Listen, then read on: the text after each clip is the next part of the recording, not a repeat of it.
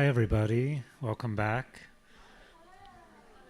Nice to see you for the penultimate summer lecture. I'm Ryan Pierce. I'm the chair of the Low Residency MFA in Visual Studies here at PNCA. I'd like to start by acknowledging that the land where PNCA is located rests on the traditional village sites of the Multnomah, Cathlamet, Clackamas, Tualatin, Kalapuya, Malala, bands of the Chinook, and many other tribes who made their homes along the Columbia River. We also acknowledge that the systemic policies of genocide, relocation, and assimilation that still impact many indigenous Native American families today. As settlers and guests on these lands, we respect the work of Native nations, leaders, and families, and make ongoing efforts to center indigenous knowledge, creativity, resilience, and resistance. I invite everyone to spend time with the Arrowhead Project, which is a long-term installation of works by indigenous artists addressing the history of this institution and the place we occupy. And you'll find that in the atrium outside this room. Tonight, I'm delighted to welcome Seattle-based artist Rhee. Yeah. Warm it up. Well, poring over one of Rob's readings earlier, the readings that he nominated for our summer seminar class, I absent-mindedly reached into my backpack for a highlighter, but instead I came up with a toothbrush. I was momentarily at a loss of what relationship I might make between toothbrush and text. And then I thought of Rob's work. And I thought of the way it upends my assumptions about tools and their purpose, about the expectations we place on objects and the surprises that arise. If Dr. Frankenstein made the monster, Rhee is making the monster's garden. In some projects, he uses the strategies of sculpture, such as mold making, as both means and end, or rather to put forth something seemingly suspended in a state of transformation, in which natural processes and the artist's interventions become blurry co-conspirators. My lasting impression is that of a world both unstable and beguiling, one in which we dare not trust objects to remain inert. Rob is assistant professor in the Interdisciplinary Visual Art program at the University of Washington. He's shown at Berlin Art Museum, the Frye Art Museum, the Korean Cultural Center in Los Angeles, as well as the 10th Berlin Biennale, the 2011 Changwon Biennale, and at the Ilmin Museum of Art in Seoul, South Korea. In 2018, he was awarded the Korean Arts Foundation of America Award for Visual Art, and he was nominated for a Stranger Genius Award in 2016. Here's the Stranger Genius himself. Please give a warm welcome to Rhee.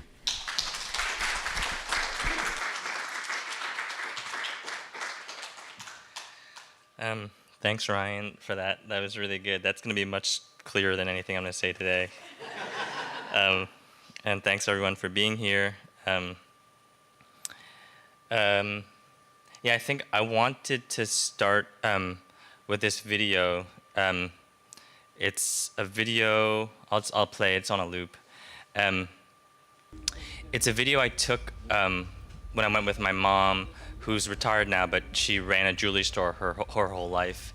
And this is what she does kind of as in her retirement. She goes to Manhattan and kind of pours through the silver bins and tries to find things to sell to her friends. And something I was thinking about is like a lot of the work that I make is really informed by things my hands do. And there's a way in which these kinds of talks don't really do a good job of sort of portraying what's going on here. So I want to kind of remind myself that, like, you know, like when my mom is, I notice that when my mom is doing this, she doesn't just touch something. She shakes it, or she kind of displays it to herself. And in some ways she's moving the object, but in some ways she's moving her own perception on the object. And I like to think about like in her hands, there's not just her intentions, but the intentions of the people that she's trying to send these things to. And I think about that in my own kind of like what would even be considered like an intuitive making process, the ways in which my hands are informed by hands I've seen do similar things. Yeah, the other thought I had, just framing it in this sort of like world, is that like the time I'm going to spend giving this talk, which is probably an hour, is probably the time I would spend in my studio like washing 2 gourds or something. And I'm going to spend that equivalent amount of time talking about all the work I've made in the past 20 years. And there's a real disconnect, and there's a kind of pressure in that disconnect that I just want to acknowledge. So along those lines, I have this crazy thing. So, I want to show you, this is a kind of map of my work. In the past, I've presented work like in PowerPoint presentations, and something that I know, well, one, it stressed me out. I just felt like I was like couldn't do it, and I was like dealt with the fear of giving another PowerPoint presentation, and I think it's because like I am not a linear thinker. My work does not arise from a pre-existing self that has an argument or a set of values to impose on the world. I think I am myself through my work. I know myself through my work, and so to me it makes so much more sense that like the work is displayed in a landscape that I navigate in the same way other people navigate. And I think I have a little more information because I've been in this landscape a lot longer, but I don't necessarily have a kind of like deified position where I get to make the rules. So like, this is how I'm going to present the work today. There are some basic aspects of this landscape. One, like there's a timeline. We're not going to use the timeline too much, but it was just like the first step in me understanding my work is to lay it out chronologically on a timeline. The next aspect of this kind of like, I guess, landscape is that there are these neighborhoods of work. I'm not like, I placed works in proximity to each other because of resonances that I saw. It's not perfect, but it's like it was a way that I could understand my work visually and in visual sort of spatial connection as opposed to in cause and effect connection. So for this talk, what I'm going to do is I'm going to, oh yeah, there's a pen. I am going to talk about this work, which is very early on in the timeline. It's basically my first work I made out of college. Then we're going to jump to this work, which is very different, and it's on this part of the timeline.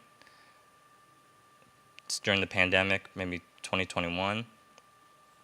And then we're going to jump to this show, Root Words, which is here. And in between, like kind of jumping around this landscape, we're going to go to these 2 spots that I call theoretical keys.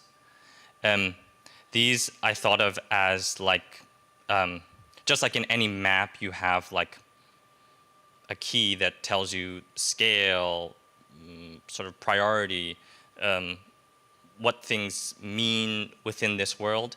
The keys for me were ways of sort of like finding coherence within the neighborhoods that perhaps exists for me and exists in the reading of this map. All right.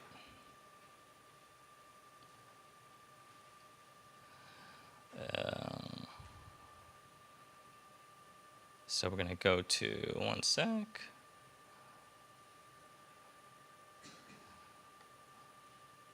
All right, let's go to the first frame.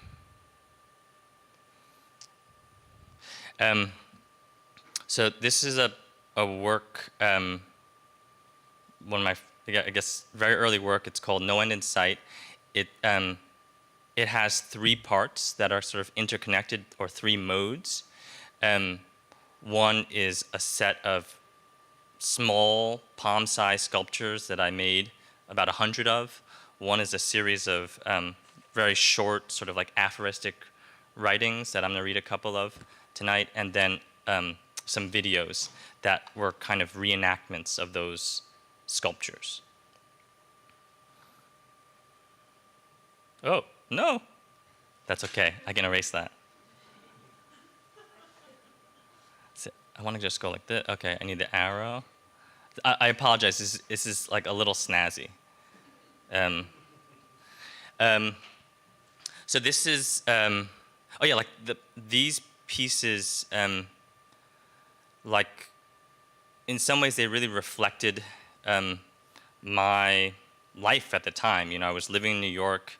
I was working 4 days a week. I had like a miniature studio, and I didn't have a lot of money for any fancy tools. I didn't have long stretches of time to make my work. And this is really, and I didn't have a lot of money for materials. And this is really reflected in the way the works are. And something for me that was important was that like these became the conditions of production for the work, to borrow a phrase from Adrian Piper, as opposed to problems that I needed to solve.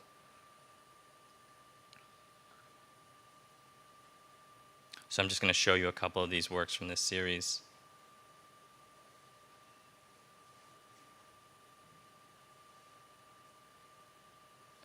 Yeah, and like in some ways, like this wasn't a hard and fast rule, but it was a thing where I would, you know, during the week I'd gather materials, I'd bring them to the studio, and it was like a thing that, you know, I'd have to make something, and then like I would try to make one in each sitting.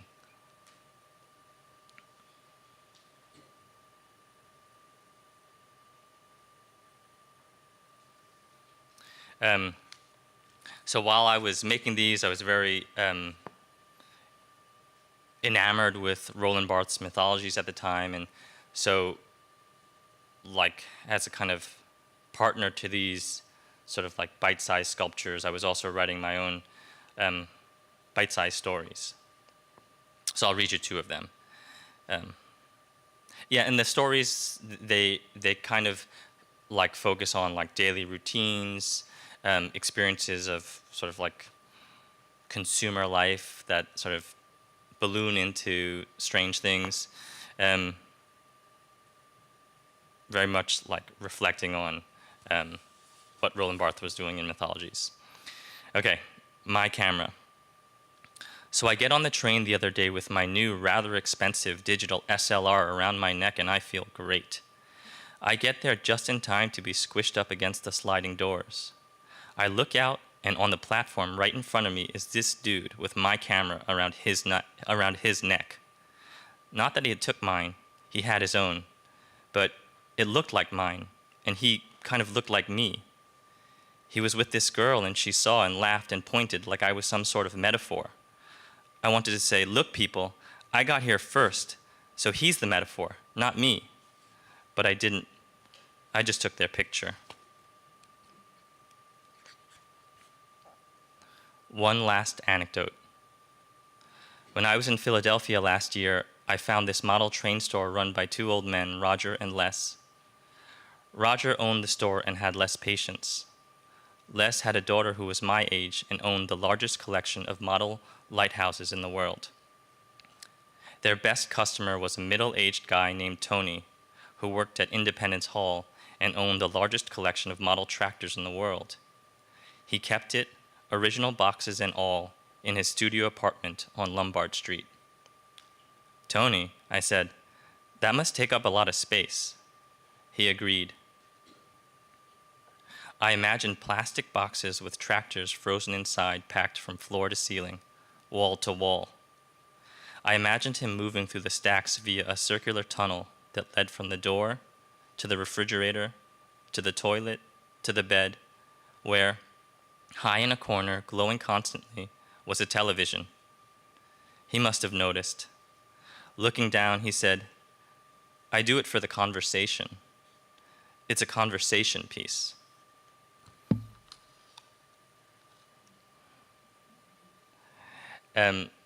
So alongside the kind of writings and the sculptures, I was making these short videos, and they were in some ways like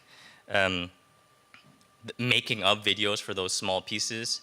Something that we talked about in the readings on affect, like I think I was making these videos because the works were created in the kind of conversation, or like to have an affect, to be in the affective mode, not in any representational mode or in any event-based mode. I wanted to have a story of why the things were the way they were, other than like they make me feel. And so I started making these videos that were kind of like lampooning the idea of like discovery in the visual art process. And I was watching a lot of reality television at the time. So we're just going to watch a really short clip of it just to give you a sense of.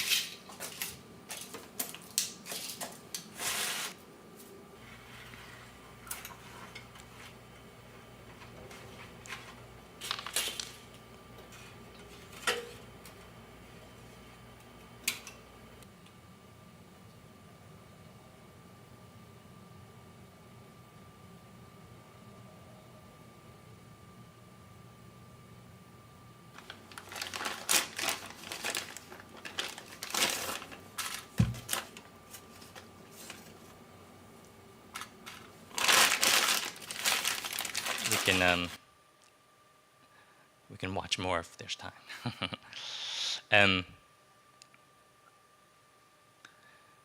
So now we're kind of like zooming back up to the kind of chronology, because something that was like I think in my body and my brain at the time was like after undergrad, like before I started making this work, I had some experiences doing stand-up comedy, and those experiences were really like with me when I was making these sculptures. Something that I was thinking about was like the way that comedians kind of talked about material, like you had a lot of resonance with me as a sculptor using found objects, and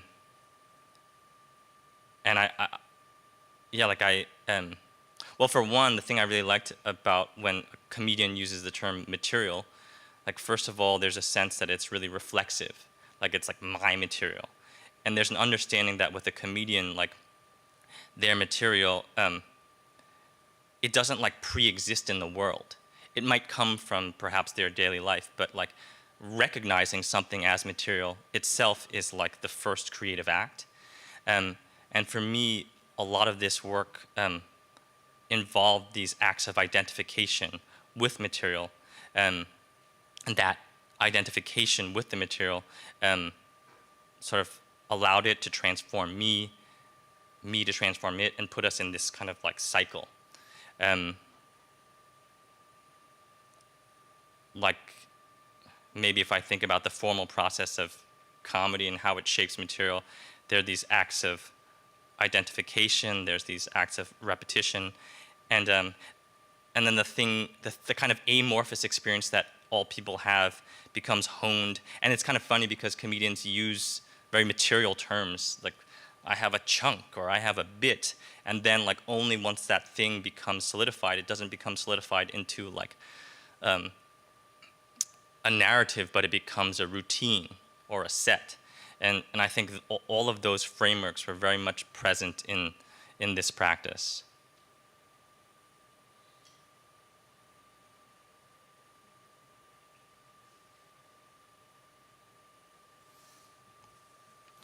Yeah, something that like I think I continue to think about is like the impossibility of raw material. That like, you know, maybe we have rough phenomena that we encounter that can then become material, but like this notion that there is raw material that one encounters in the world, and then like one works on, I just think is totally bogus. I think like if there is a thing as raw material, it's like the product of a lot of looking, thinking, making, a lot of work. So in some ways, like these projects, a lot of what, oh yeah, bricolage and break. Like, it's so funny because like these pieces, I mean, maybe they're no big thing, but for me, they were really arduous to make. And like, the practice wasn't in like constructing them and making them. It was like breaking my relationship with the material. I had to like, it was like, once I could sort of unsee a thing, then it sort of like, it was very fast for it to become a sculpture. But the first thing that had to happen was I had to like break my relation to it and its relation to other things. Some of these had very like physical processual stories. This was like a wire cage that I found on the street. I dumped in plaster and I threw against like a bucket of plaster, and I threw the thing against the wall until the thing reemerged. A very clear image of me and my travails in the studio. This is like a napkin that I used and I painted and I fried. This is a piece of automotive shrink tubing that I stuffed a glue stick into, and then I pricked and then I boiled.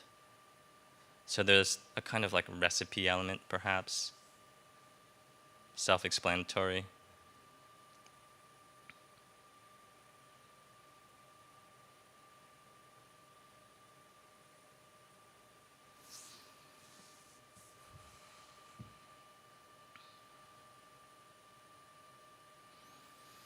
All right, so I want to take you to this key here, agency, animacy, and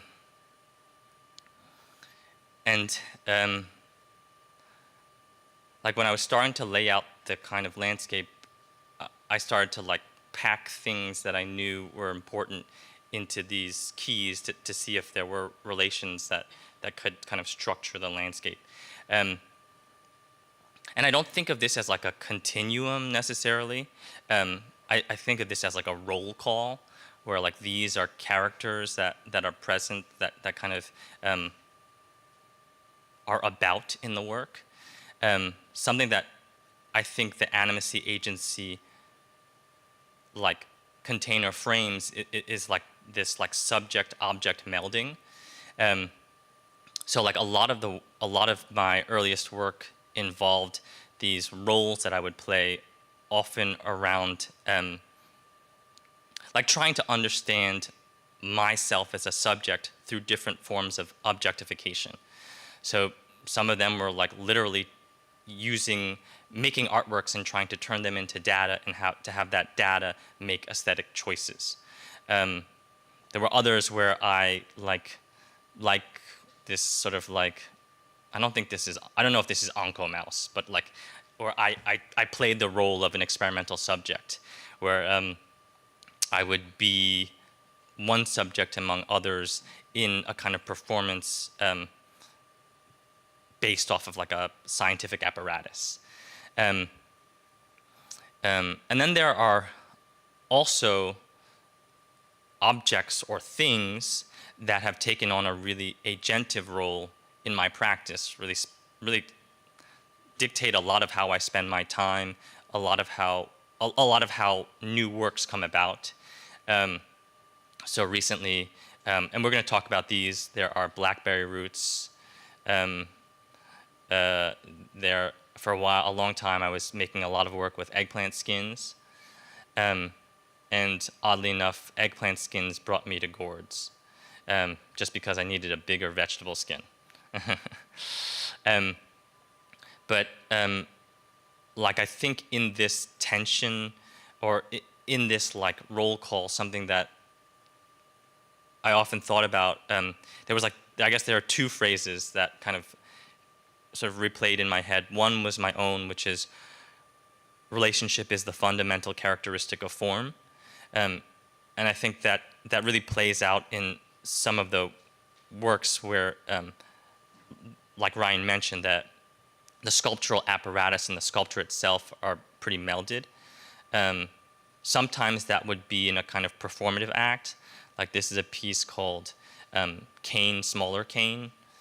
It's just a cane and a smaller cane, and the bigger cane leans on the smaller cane, and in this way, two canes hold each other up.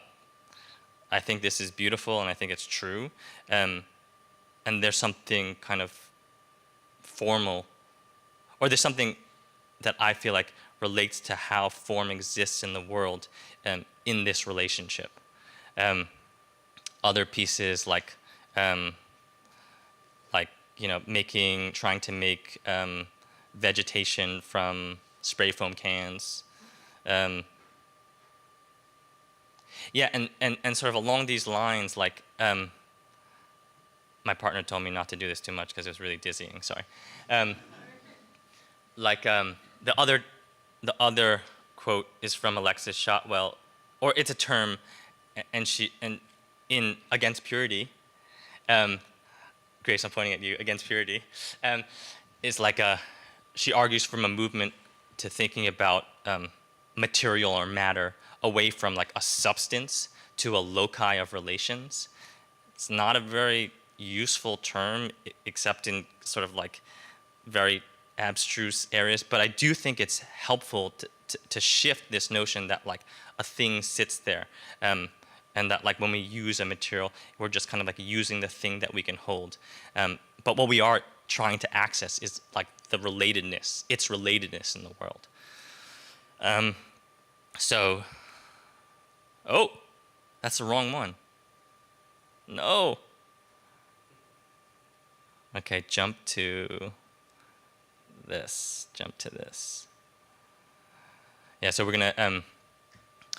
We're now at this different part of the landscape. We're down here, and like this is in some ways a big jump. I'm going to be talking about this participatory performance that's in the kind of like in the vessel of a divination ritual, and something that feels really true to me, even though it perhaps the forms are very different, is that like this work is very much built on a relationship to bricolage and a relationship to materiality.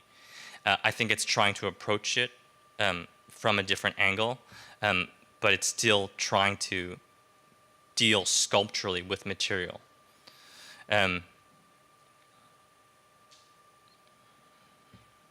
Okay.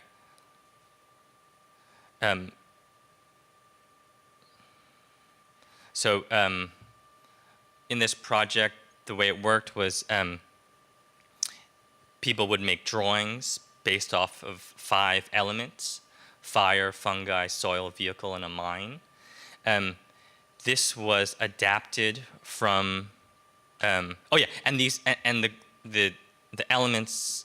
Each person who made a drawing was asked to put these elements together in some kind of system. It could be a landscape, it could be an ecosystem, sometimes it was a list, sometimes it was a morass. But the goal was to take these elements and in some kind of way put them in practical conversation with each other within the space of the drawing. This was based off of like this fortune-telling thing my dad used to do, where he would do it in some ways for fun, using a different set of 5 elements, but to kind of read somebody's future. And I adapted it for this performance. Yeah, like some of the adaptations I made, like were about like reframing this as a practice that was less about like predicting the future and more about envisioning it in a kind of shared space. So like firstly, like one translation I made to his practice was I turned it from like a one-on-one fortune-telling like act of like a reader and a drawer to to this collaborative, collective thing where there were multiple readers, multiple drawers, and multiple readers, which also shifted my role from like the fortune teller, diviner, to something that's more akin to like a kind of like a crit leader actually, and a facilitator. The other thing was like my dad's system involved 5 really different elements and a really different like framework for relationships. So it was mountain, tree, snake, road, reservoir. And the mountain is a man, the tree is a woman, the snake is their child, the road is your life, and the reservoir is your wealth. And you know, for so many reasons, I felt like those didn't really. If I were representing like life, I wouldn't use those as my agents, my characters, or my frameworks. So I found, you know, fire and fungi became the agents. They're in some ways more fluid, more mutualistic. Their forms change, but their identities stay the same. I won't do the rundown, but yeah, we needed new actors, new characters. Something that I thought about when I was making the performance was like these affective triggers that would kind of belong to certain transformative acts. So the first thing that we would do in the performance is we had to kind of create a shared vision, a shared place to go in the divination. So that took that took the form of like a future with ... or a future without ... And it didn't mean that this was something that we all wanted, but it was something that everyone in the room was willing to discuss, to entertain. So these are some of the I guess like places we went. A future with more movement, a future with care and healing for the environment, a future with more social intensity, a harmonious future, a future with more light, location unspecified. So like once we kind of had our vision for where we wanted to go, we had to kind of open the channel for the reading, and that took place by pouring this Korean energy drink called Bakasdi, which some of you may know. It's basically Red Bull.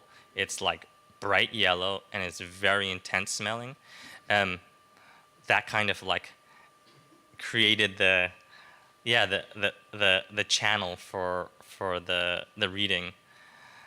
The other kind of affective trigger was once we basically I would do these in groups, and we'd have maybe groups of 5 to 6 people. Everyone would do a drawing. We'd excise a part of it, and we'd put, once we had our shared future, we'd put those pieces into the pool, and then one had to be chosen for there to be like a shared landscape for us to navigate. And the way they were chosen was these motorized head massagers.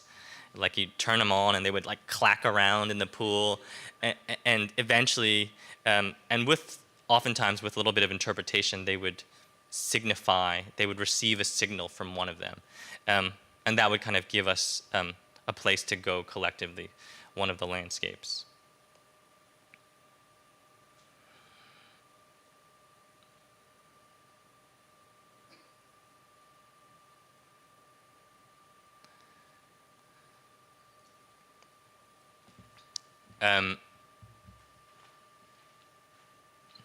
So once we'd chosen a drawing, basically the majority of the time we spent was in an interpretive phase, where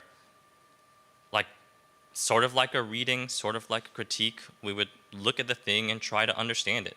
We tried to identify the elements in the landscape, like where are they? What relationships do we see? Is there any priority? And I think a lot of the time we spent in this interpretive mode, the thing that I like to focus on was trying to navigate this shared landscape, this landscape that we were trying to understand. And I think that's the thing that really makes this a material practice. You know, like in some ways, when you something that I came to like think about after this project was like, oftentimes when I'm making work with a certain material, that material is very important to me. I research it, I find out all these cool things about it, and I wonder if those things are in the room. In the room, are they in the body? Are they in the experience? And how do they get there? And that's something that like really troubles me, because they're there for me. They're what brings me, or they're what keeps me in a relationship with a material. So like when we're working in this mode, we're working very much iconographically. We're working almost primarily with the material and its associations, because that's what we have access to. So I think this was very interesting, and I would consider it quite sculptural in that like we're accessing these elements in a kind of practical environment, and trying to put their iconographies in relationship to each other. It's not a second order thing, it's the first order thing. And I found that really fascinating.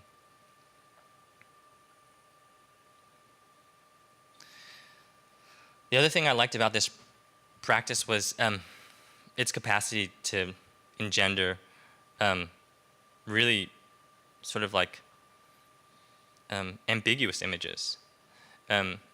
Oftentimes the most interesting readings were the ones where the landscape itself was invisible, where it was really unclear like what the boundaries were between the things, who was present, how to navigate. And in some ways that it kind of like brought people back to really fundamental questions of like, what are we looking at? What is the question we're asking? How do we hope to even ask it?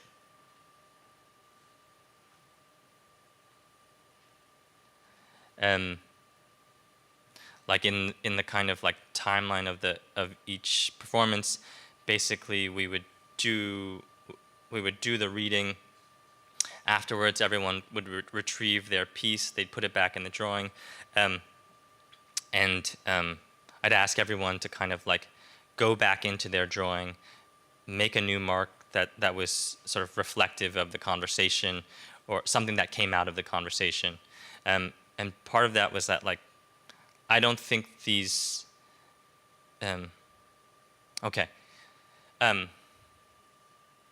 like something,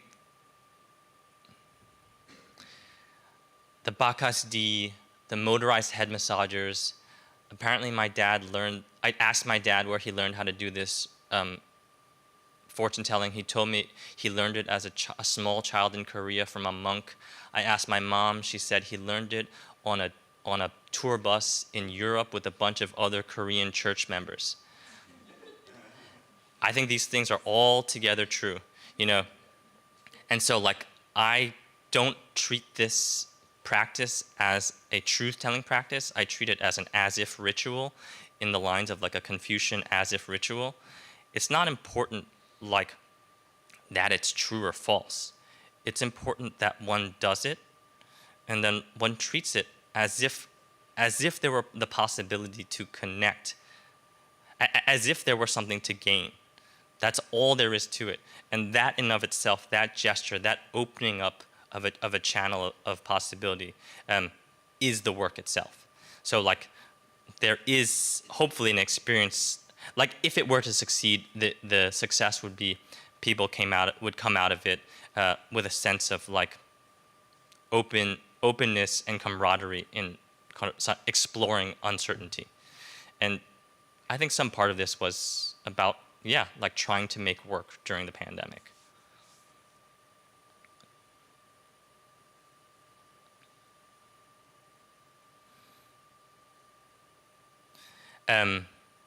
This is another quote from Shotwell. although individuals cannot, as individuals, transcend oppressive systems, we participate in transforming these systems through shaping norms, often via engagement within fields of interpretive possibilities. So this is where the kind of elements become materials, become sculptural, become political, become ethical.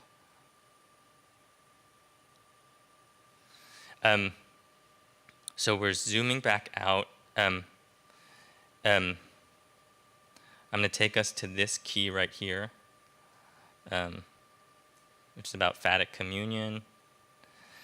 Phatic communion is a term I came across. I don't need to talk about that. Like what phatic communion tries to give a name to is the part of language that doesn't communicate information, but which creates sociability or the possibility for information to even flow. So one example of phatic communion is we meet, we don't have something shared. I give you a piece of food, you give me a piece of food, and then we exchange something. That like, I think what phatic communion says is that like information doesn't pass neutrally in the world like I don't know, like maybe I don't know my physics, but like atoms smashing into each other.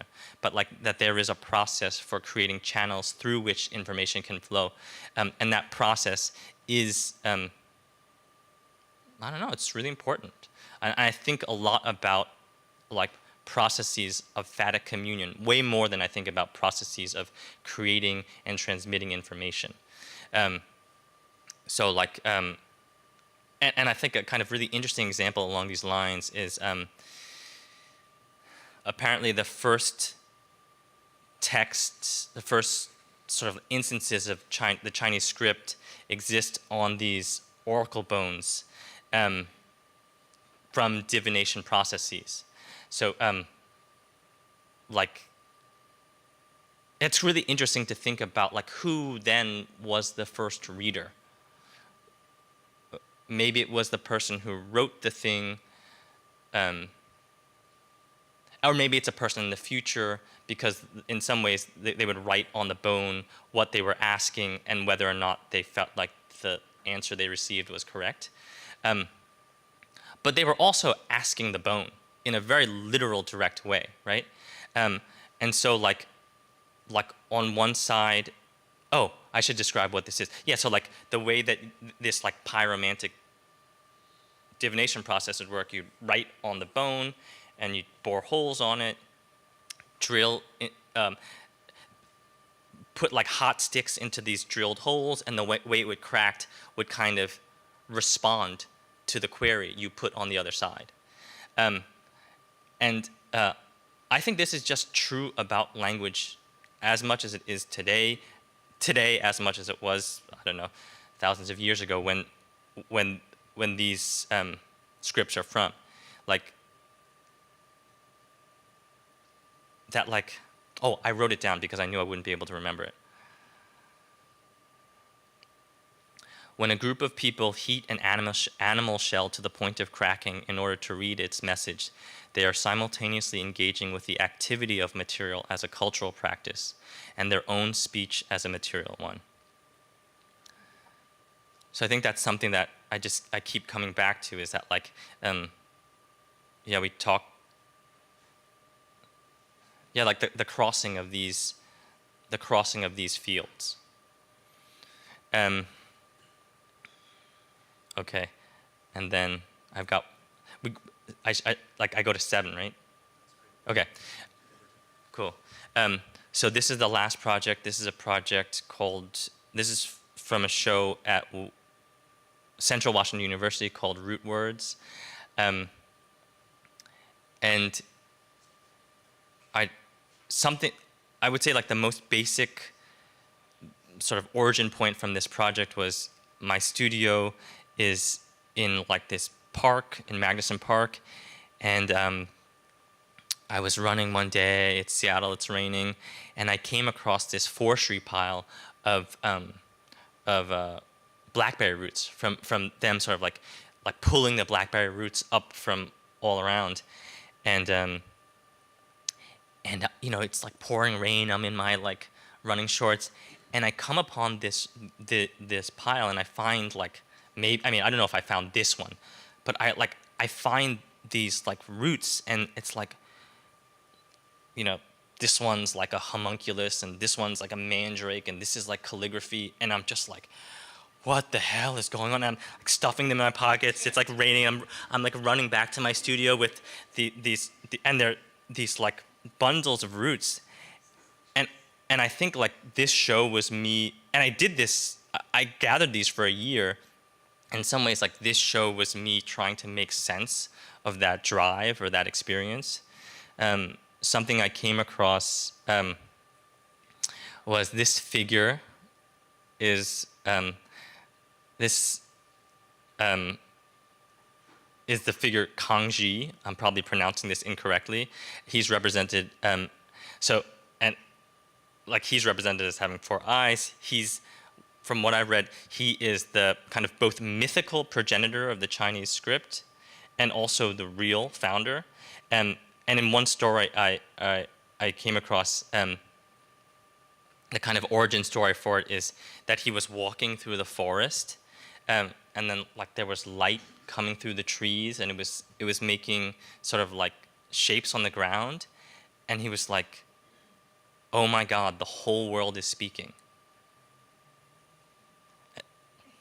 It's just like, it's so profound. I mean, and I think like that kind of central image, like it's in Merleau-Ponty, like it's in this David Abrams' Spell of the Sensuous, who's responding to Merleau-Ponty and his idea of like the animate landscape, the flesh of the world. But I was really, I am very moved by this notion that like, language is not the thing that separates us from the world. Language is the thing that that puts us in the world.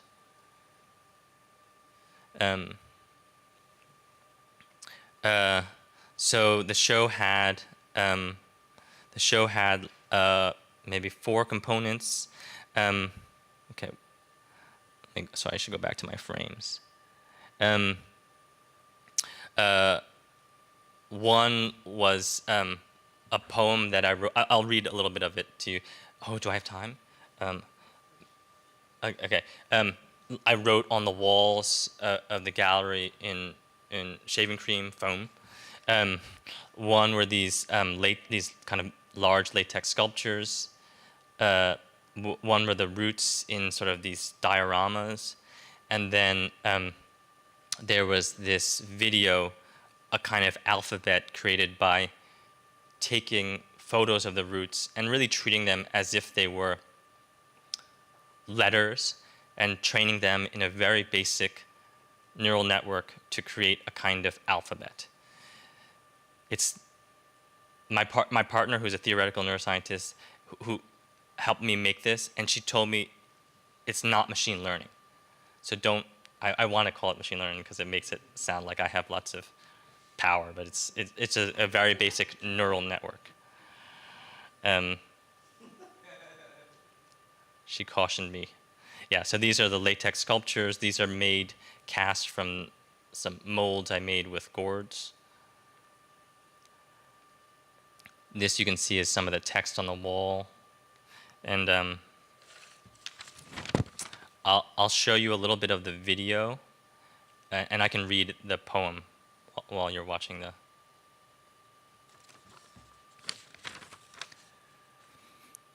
Knees prehensile, went compelling like a crack in a bone.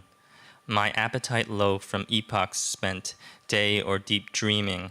I drift beneath and o'er stars, splay stalks of singing, calling this Beringia, strange newness of an old foe. Gale to chop to churn, my words and I are reading. Wordless, wind-sown in telling lines, overlapping crop of vibrant matter, together stirring, tending, perpendicular, eyes stripe the page with sleep, ideas stripe the page with sleep, glare pictures behind the eyes. a seafloor reborn by glacial maximum as landmass, scenario, analytic form, wireframe tundra ghastly in scope and volume, in sculpted aura, story and simulation, everyday omnipresence. Grounded in theory or poised for motivation, I navigate as if here, as if reverie were hardscape. My palm acknowledges the Forbes Guild, its pattern a psalm. Obviously dangerous, this reading material. I forage, take up habit, eat inflorescence. I have a world tongue in its presence. Piled syrup. Imported meaning yields a certain attitude, flavorful thinking. I take up a position in the world of my begats. In that confusion, I run my hands through the air. Transparency without folds and separation spreads obscurity. Meanwhile, the self-same gesture, a turbidity, agitates, intermingling with and outlining the world. Phosphorescent trails cloud the air with shafted light, and groping now as if trapped, heat under my nails, I experience miracles of expression, some belonging sense, making me recipient of that institution speech.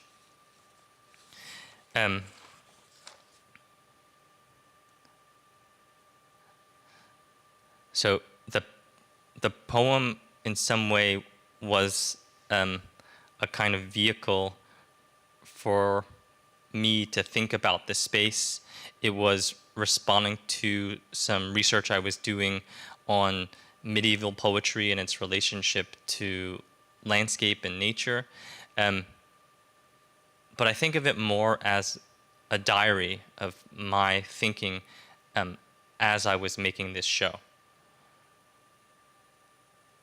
The latex casts, this is like a kind of close-up of them. I kind of call them junk casts because, like the way they work is I make these molds and then I pour latex, acrylic, all kinds of, junk substances into it, and then I excavate the sculpture from it. And then the roots existed both kind of individually and then in these dioramas, where part of what really interested me was trying to organize them in the way that they were addressing each other. I think I described them as, in their own world, clicking with language.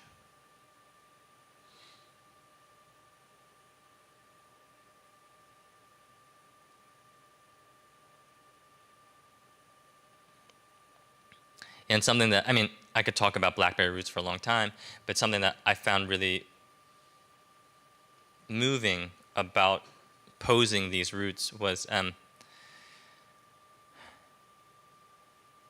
plants have a hormone, it's called auxin. If you think of like the ground as a meridian, like the hormone auxin in the stem makes the plant grow up to the sun. The hormone auxin under the ground makes the root grow down to the center of the earth. And I thought it was really fascinating that a lot of the time what I was doing when I was like posing these roots was I would kind of like upend them. I would kind of anthropomorphically put them in perhaps a more like in like a 180-degree flip, but so their relationship to gravity was the same as ours. And I thought that was kind of indicative of something. I think I'm right at time, and I'll zoom back out. So thank you.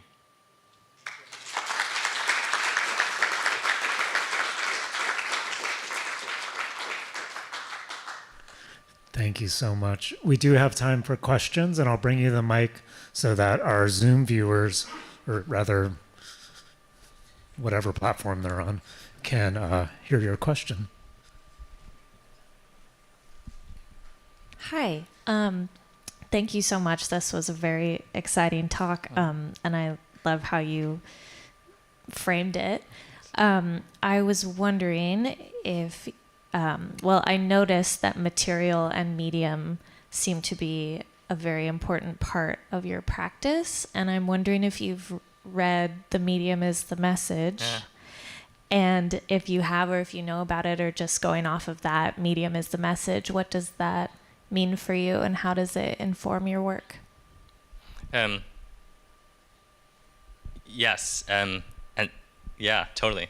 Yeah, so actually, like, this show that Ryan and I were in together, like, a lot of the thinking was around this notion of the vessel. It wasn't inspired by McLuhan, but it was inspired, like some of the thinking I was doing around vessels was inspired by this anthropologist, Benjamin Alberti, who was part of this like media theory connection. And I think more so than McLuhan, I think I found a lot of,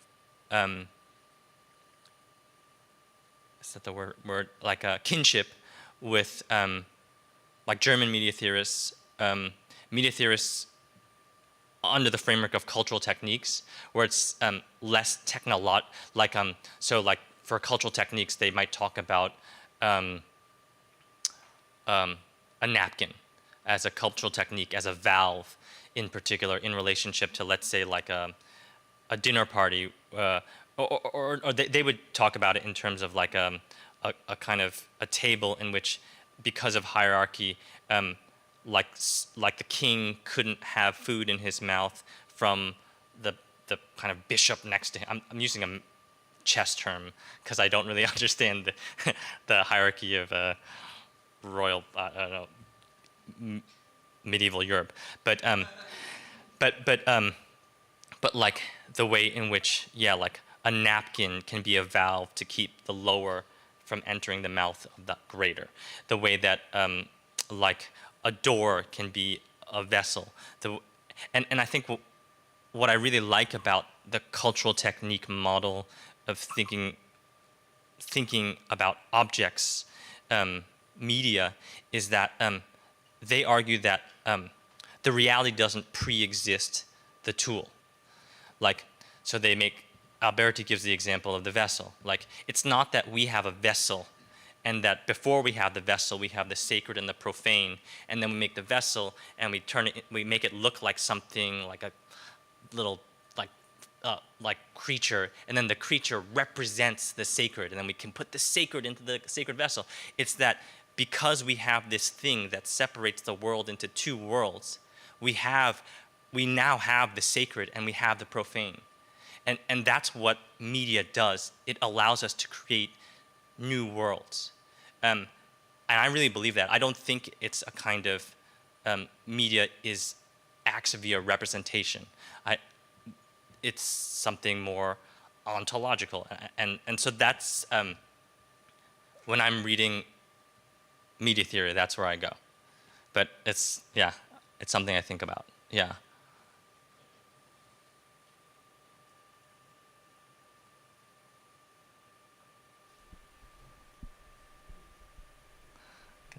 Yes? And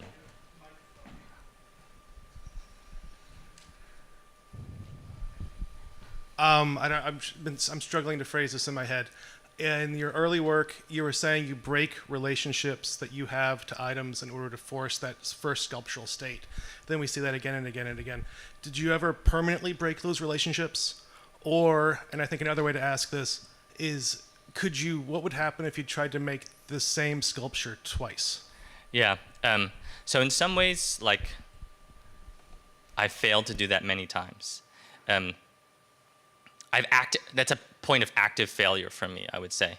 So like this piece, I called 6 etudes for 2 hands, 6 etudes for 4 hands. In some ways, like that was the impetus for this particular body of work and the videos I was making. Like I made these sculptures that you see on the top, and they came about in this very improvisatory, I have these materials, I'm making them, something arrives, right? And then on the back, I don't have an image of it, were the hero props that were made in me trying to remake the work, but remake it as a narrative, remake it by making the narrative of making the work. Because, in some ways, like, if you're dealing with affect, right? If you're dealing with the thing having a certain amount, like the object not being a representation of something, but perhaps like an invitation or a being or an agent, it has to arrive, right? So I can't just like make the thing and it looks like the thing. I have to kind of, what's like, it's just, I don't know why I'm going here, but it's like, I know in Judaism, the name of God is like, it's like that which arrives when and where they choose to arrive. It's very, like its existence and its willingness to be is very conditional. So like, I don't think the sculptures arrive because they look a certain, it's not like a math problem where this is like 10 meters from here.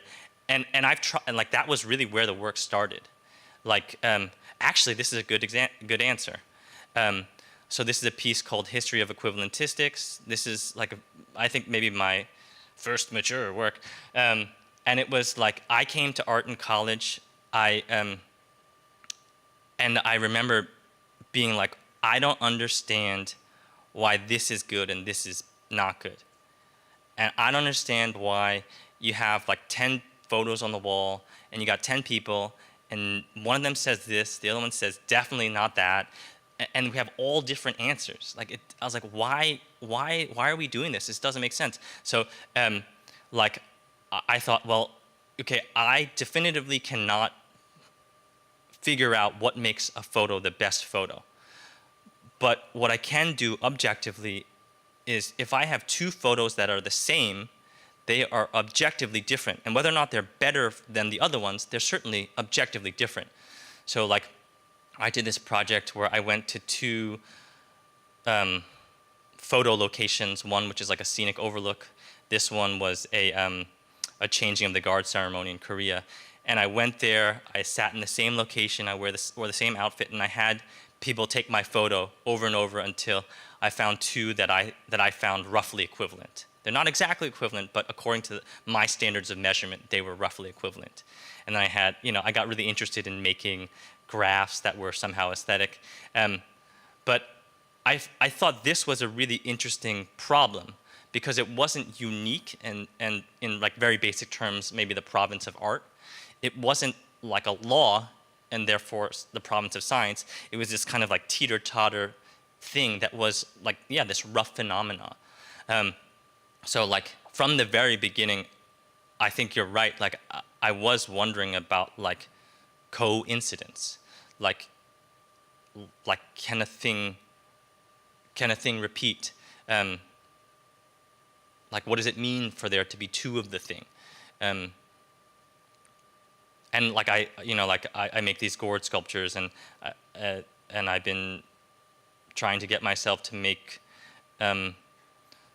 multiples of the same armature, and I mean motivationally it's very confusing why I might not do it, but I find that I can't. But I don't know. I'm trying to find a way because it's logically part of the conversation. Yeah. Yeah. I saw.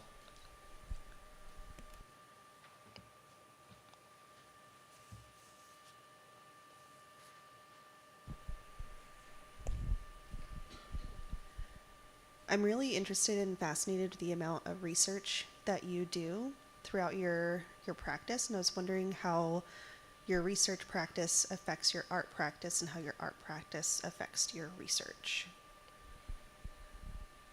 Was that too big of a question? No, I really, I need to know this. I'm gonna bring us back to the to my mom, right? Like this. Like, I think on a basic level, you know, like I don't think there's so much I don't know, right? And what are the ways that we turn a thing, we hold a thing, we twist it, we push light across it, right? Like, sometimes it's like, so much of that is textual too. And so like, yeah, like the poem, like part of the poem is like, one, it was an enormous space. I don't make enormous work, and I didn't want to feel it. I wanted to like, I wanted there to be a volume in the room, three-dimensional volume, and so the poem, like, in some ways, like, it got me going places. Like, the thing I didn't say about like all the poems that I've written, they're sculptural in the same way my work is. Like, they follow like a syllable, like a sculptural syllable format. So it's like 577, 577. Like, they're always based on these sculptural syllable frames, and it kind of forces like one to move in different ways. And so like, yeah, like I started out by theorizing that like that gigantic, this gigantic volume of an exhibition space, I was like, oh wait, maybe go like this. Oh, okay. Yeah, I started thinking like, what is this space? I think this space is underground. What is an underground space? I was reading about gourds and how like the original idea about how gourds traveled was over the Bering Land Bridge. And then there was research that actually gourds traveled to the Americas via the ocean, that they floated. And so I was imagining, I was like, oh my God, gourds are even more magical, agentive than, imagine being a person in the Americas and there's like megafauna, and all of a sudden there's like container crop like shows up at your feet. It's like the most technological thing you've ever seen, and it just shows up, and it's kind of been sent by the ocean from a culture you won't meet for thousands of years.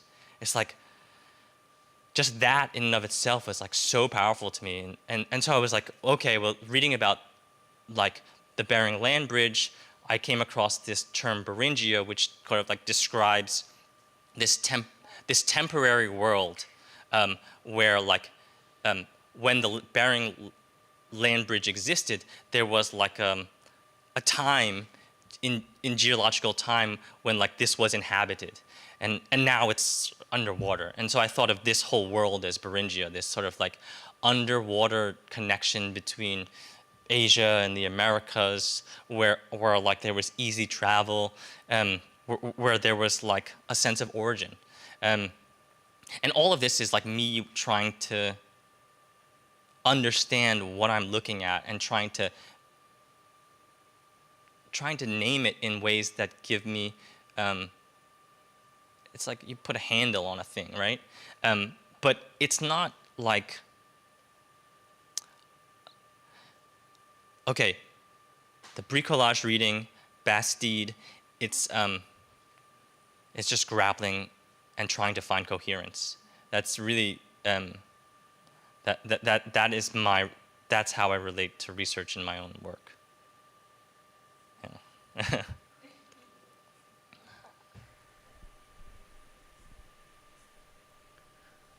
Thank you, Rob. Thanks, everyone.